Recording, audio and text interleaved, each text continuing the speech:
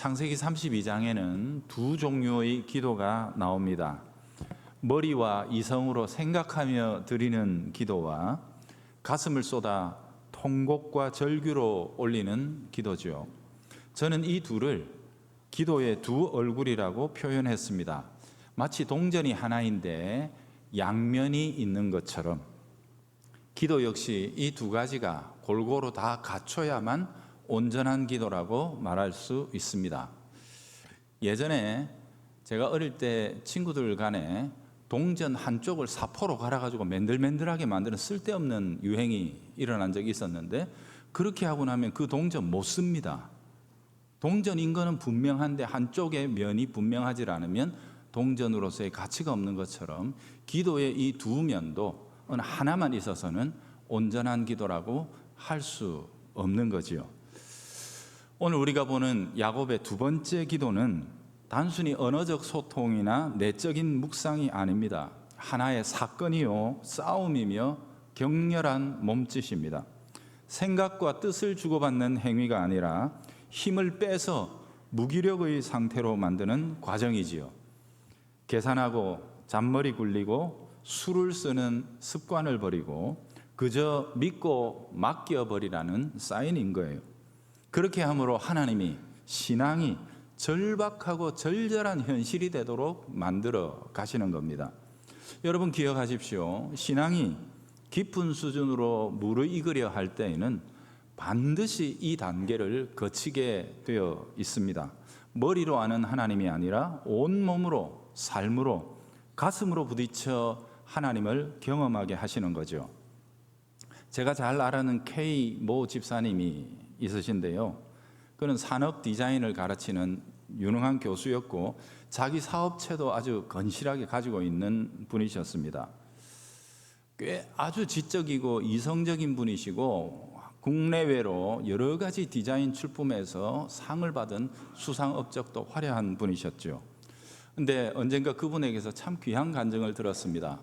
목사님, 제가 예수님과 수로보니게 여인 사이에 있었던 그 얘기를 제가 이제 이해했어요 라고 이렇게 말씀하시는 거예요. 그게 뭔가 봤더니, 여러분 그 이야기에 보시면 예수님께서 좀 내 딸을 살려주세요 라고 수로보니게 여인이 왔는데 뭐라고 묘사하시죠? 자녀의 떡을 취해서 개한테 주는 법이 없다, 너 개다, 이런 식의 어떤 뉘앙스를 주시잖아요. 그게 이분에게는 너무 스트레스가 된 거예요. 예수님이 이러실 수가 있나 하고 이제 막 그렇게 그 본문을 봤는데, 자기가 최근에 너무도 심리적인 압박과 여러 가지 환경이 어렵고 고통스러워서 극단의 상황 속에 몰려 있게 되니까 이 본문이 갑자기 가슴에 확 닿았다는 거예요. 주님, 개처럼 여기셔도 좋습니다. 은혜 주세요. 은혜 주세요. 은혜 주신다면, 그 은혜를 주시기만 한다면 제가 개처럼 여김을 받아도 좋습니다. 이런 마음이 자기 속에 생기더라는 거예요. 그러면서 목사님, 이 본문이 그런 거 맞지요? 그래서 주님이 그 여인의 믿음을 칭찬하신 거죠. 그렇게 이야기하는 간증을 들었습니다. 저도 동의합니다. 여러분은 어떠십니까? 그만큼 하나님의 은혜가 절실해 본 적이 있으십니까? 하나님의 도움이 이토록 절박하게 내 가슴 속에 와닿았던 적이 있느냐는 거죠. 창세기 32장에 하나님은 야곱을 도우기 위해 오셨습니다. 돕되 제대로 도와주시려고 그를 완전히 깨트려 버리시는 것입니다. 여전히 수쓰고 머리 굴리고 있으면 은혜를 주신다고 해도 깨닫지 못합니다. 이건 은혜가 아니고 내가 수를 잘 써서 된 일이야, 이렇게 생각하게 되는 거죠. 그러면 은혜 주신 게 헛되게 되고 야곱은 여전히 그대로일 테니까, 또 수를 부리는 사람이 되고 말 테니까 아예 철저하게 그를 부셔버리고 무기력하게 만들어 놓으신 상태로 몰고 가시는 겁니다. 물론 지금까지도 야곱의 인생을 그렇게 인도에 오신 것 사실입니다. 그 결과 집으로 돌아가고 있는 야곱에게서 아주 의미심장한 변화들이 몇 가지가 생겨 있지 않았겠습니까? 예전에는 너무너무 중요했는데 이제는 뭐 그런 것 정도야 하면서 기꺼이 내려놓는 몇 가지가 야곱에게 있었습니다. 첫 번째가 뭐죠? 자존심입니다. 형제가 태어났는데 발을 잡고 태어났어요. 얼마나 억울하겠습니까? 이거 뭐 1분 1초도 아니고죠. 발을 잡고 같이 태어났는데 니는 형이고 나는 동생이고, 형이니까 모든 상속권 다 가져가고, 이게 분해가지고 형을 형으로 인정 못하고 했는데 이제 모든 자존심을 다 내려놓은 겁니다. 그러면서 나중에 형을 만났는데 야곱이 형을 뭐라고 불러요? 주여라고, 주님이라고 그렇게 극존칭을 해서 형님을 대접하지요. 두 번째는 돈과 재물에 대한 태도입니다. 야곱은 누굽니까? 팥죽 한 그릇 주면 그의 재산 전체를 거덜내고 가져와야 이게 장사 제대로 한 거다 생각하는 사람입니다. 팥죽 한 그릇에 장자권 뺏어오잖아요. 이랬던 사람인데 그는 돈에 대해서 더 이상 아끼질 않습니다. 형과 화해하고 연합할 수만 있다면 자기가 가진 모든 것들을 다 내놓고 기꺼이 나누어주는 모습을 우리가 이미 보았단 말이거든요. 예전 같으면 어린 반푼어치도 없는 소리지만 야곱은 여기까지는 온 겁니다. 그런데 그래도 끝까지 내려놓지 못하는 습관이 하나가 있는 거죠. 뭡니까? 자기 계산, 머리 쓰는 습성, 요거는 못 내려놓고 있는 거예요. 그래서 형을 그냥 만나지를 못해요. 어떻게 합니까? 자기 계산의 틀 속에서 형을 만나겠다는 거예요. 그래서 종들을 먼저 보내가지고 어떻는가 떠보고 선물로 재봅니다. 소위 말하는 간을 보는 거죠. 거기다가 요렇게 되면 하나님도 요렇게 해주실 거야. 하나님의 행동까지도 계산에 딱 집어넣습니다. 하나님이 라반 때처럼 도와주실 거라는 그런 계산을 집어넣은 거죠. 이게 바로 야곱이 벗어버려야 할 마지막 껍질입니다. 물론 그 이 계산 속에는 그럴 만한 근거가 있습니다. 하나님의 은혜 체험했습니다. 언약 분명합니다. 깨달았습니다. 그리고 지난 20년간의 삶의 체험들, 이 선하고 합당하고 정당한 모든 것들을 모아가지고 계산해 보니까 거기서 툭 떨어져 나온 결론이 뭐라고요? 바로 자기 계산, 그거였단 말이거든요. 근데 문제는 뭡니까? 그런 게 반드시 하나님의 뜻이라고 말할 수 없다는 데 있습니다. 인간이 모든 선하고 아름답고 신앙적이고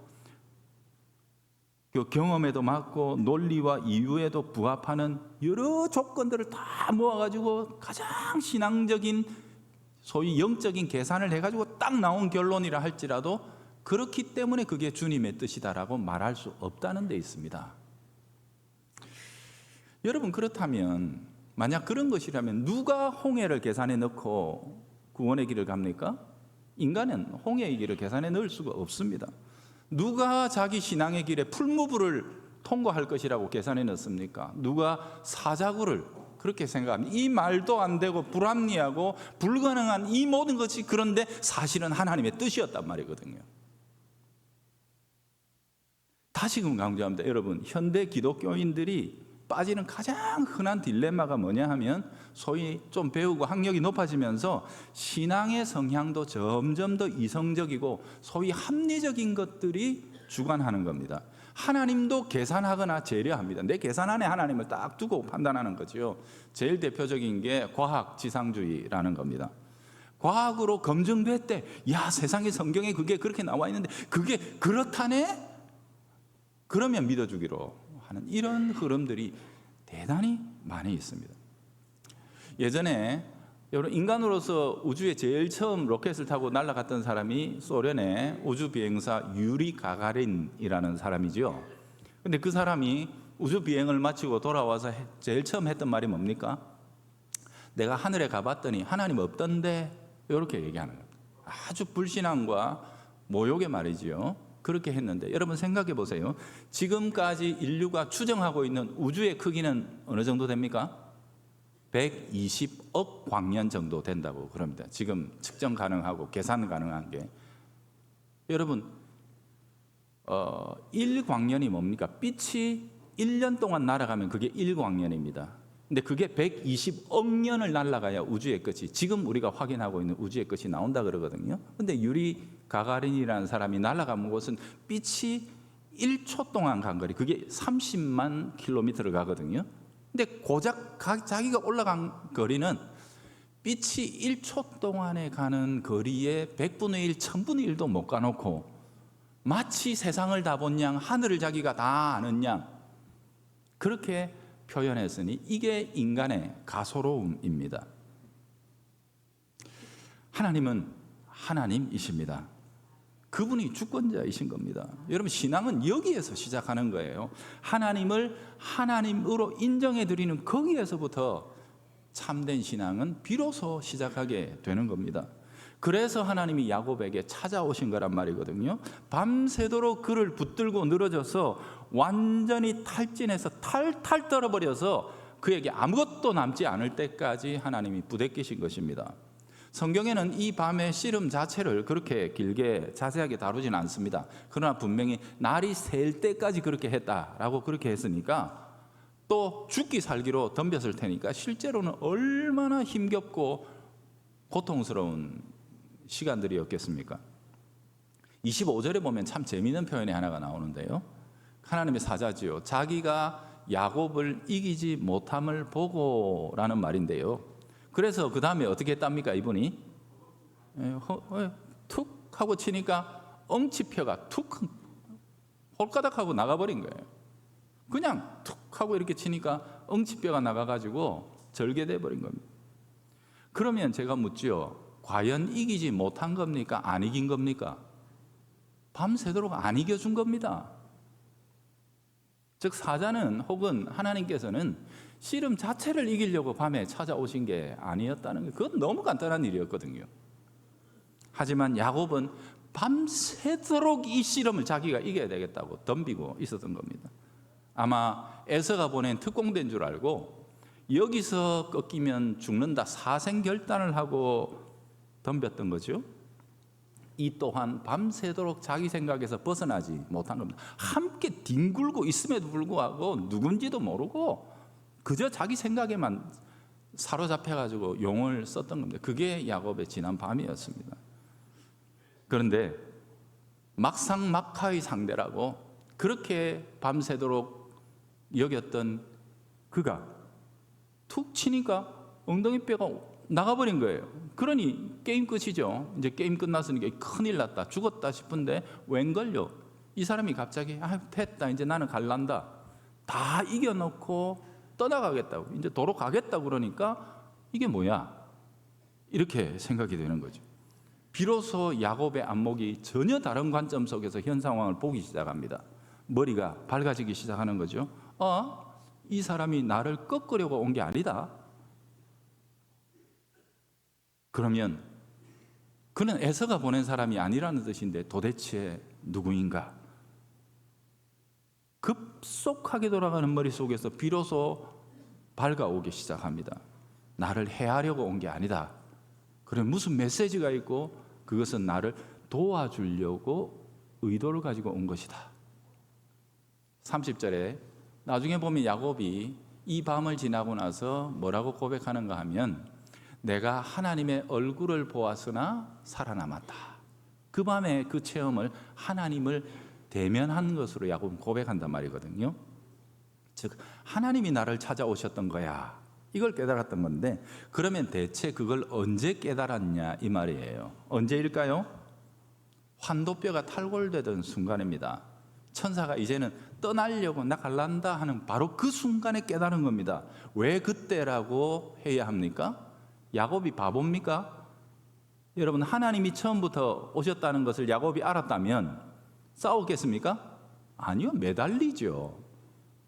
그가 하나님인 것을 처음부터 알았다면 매달리죠. 매달리고 울고 불고 도와달라고 그렇게 했겠죠. 여러분, 내가 무너져야만 비로소 보이는 세계가 있습니다. 다메섹으로 가던 길의 사울이 완전히 깨지고 무너져서 비로소 바울이 되었던 것과 같아요. 탕자가 허랑방탕하며 모든 것을 잃고 돼지 우리에 뒹굴 때 비로소 정신이 돌아옵니다. 우리 아버지가 얼마나 좋은 분이신가. 그게 그때서야 제정신이 들어오는 겁니다. 내가 무너져야 나보다 더 큰 세계가 다가옵니다. 자아가 깨져버려야 나보다 더 큰 질서가 내 안에 수립되는 것입니다. 눈을 뜬 야곱, 깨달은 야곱, 이제 진짜 씨름을 시작합니다. 사자는 손을 놓고 나는 간다 하고 막 이렇게 가려고 하는데 야곱은 절대로 놓을 수가 없습니다. 이 손은 이제는 더 이상 못 놓습니다. 이기기 위해서 붙드는 것이 아니라 복을 받아야 하기 때문에 붙드는 겁니다. 바로 지금 이 자리에서 내게 복을 주시지 않으면 못 갑니다. 나를 죽이십시오. 복을 주셔야 가시는 겁니다. 그렇게 매달리기 시작하는 겁니다. 이 절박한 마음으로 다시 붙들고 매달립니다. 여러분, 그렇습니다. 바로 이 순간이 기도입니다. 이게 참 기도인 거예요. 그 상황에 딱 들어맞는 바른 기도가 이제 툭 터져 나온 것입니다. 하나님은 바로 이 순간을 위해, 이걸 위해 밤새도록 그 긴 밤을 새워가며 그와 부대끼시고 혈투를 벌여주셨던 겁니다. 기꺼이 하나님께서 이 한마디를 그에게서 끄집어내시기 위해. 여러분, 사실 기도는요 그렇게 어렵지 않습니다.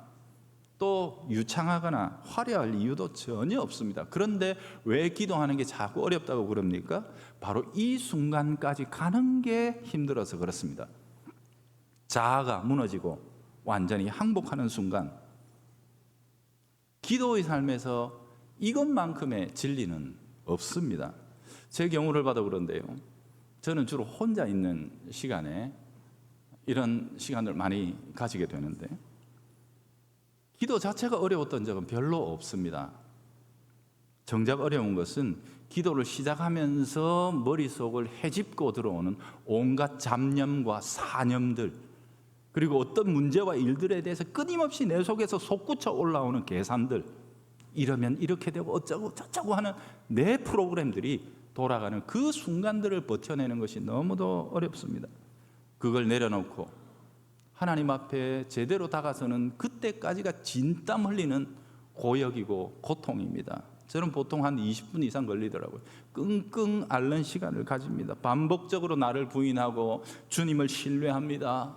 내 자아를 꺾고 주님만 보기 원합니다 라고 몸부림쳐서 믿음의 고백을 드리되, 바로 그 어느 순간 갑자기 내 안에서 내가 의도하지 않은 끈이 하나가 툭 끊어지면서 열리기 시작합니다.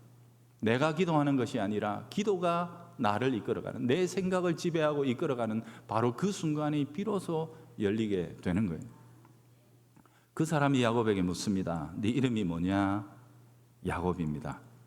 이제부터는 야곱이라고 하지 말고 이스라엘이라고 부르렴. 야곱은 남의 뒤꿈치를 잡는 자라는 뜻입니다.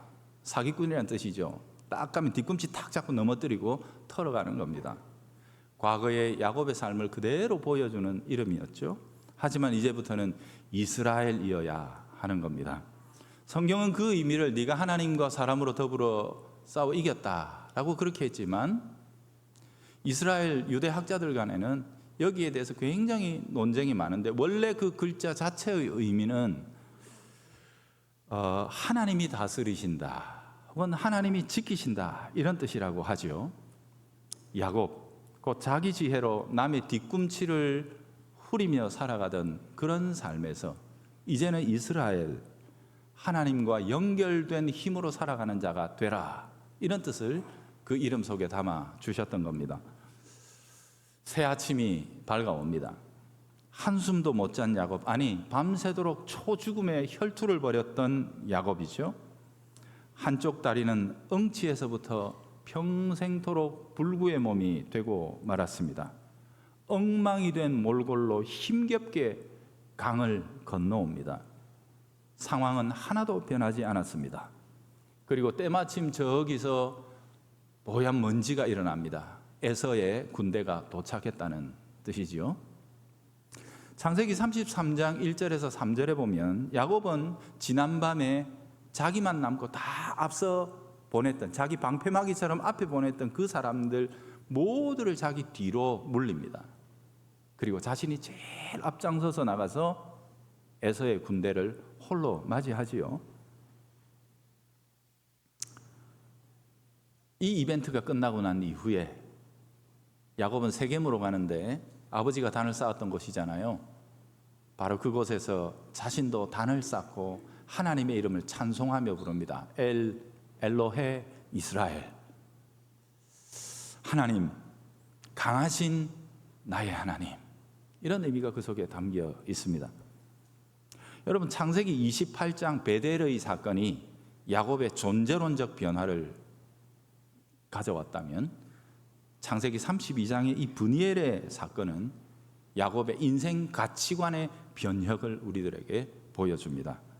야복강의 기도를 통해 야곱의 삶의 방식이 완전히 바뀌는 겁니다.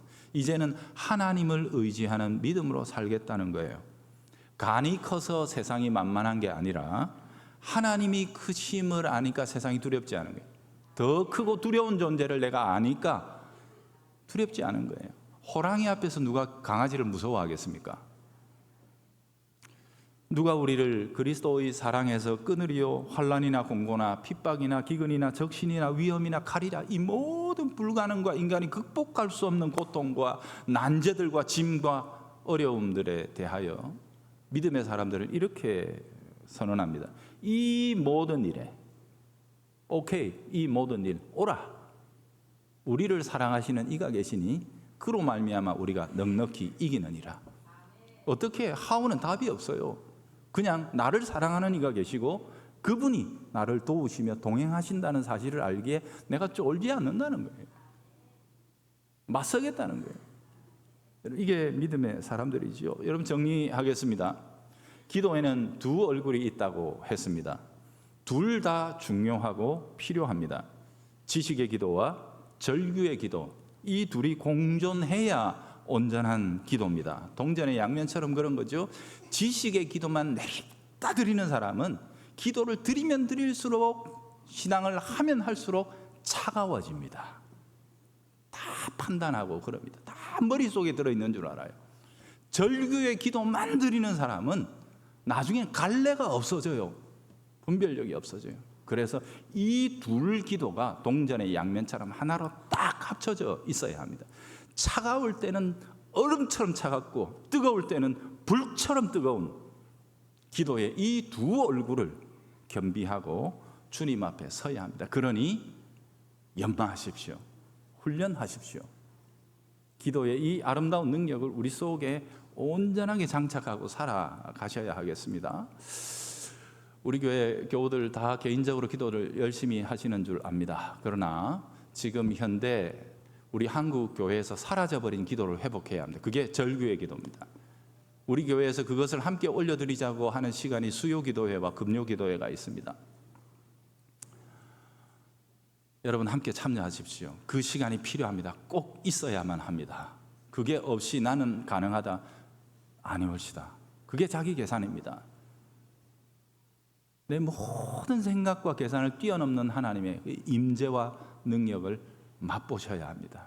그래서 힘을 내서 함께 뜨겁게 기도하고 설 수 있는 우리 모든 성도들 되기를 바랍니다. 기도를 배우는 길은 기도하는 것 외에 없습니다. 함께 기도합시다.